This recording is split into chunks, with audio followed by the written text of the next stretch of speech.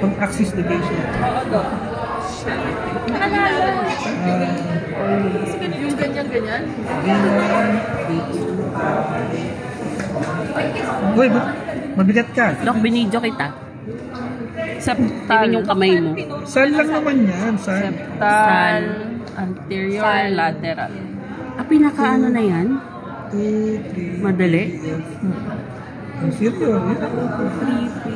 Kasi importance niyan, saan yung blood supply yan?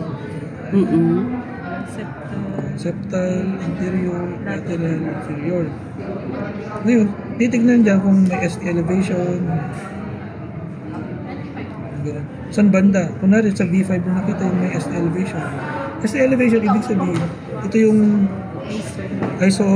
anong tawag? Isoelectric point. Pag more than 1 mm or more than 1 small box, tumaas yung J point ng tawag. Meron siyang ST elevation. Ganun. So, hanapin mo rin dyan, nag-ST elevate. V4 ba? V5, V6 ba? Tapos, sabihin mo lang lateral kapag V5, V6. Tapos baka itanong nila yung location. Lagi yung tatanong yun.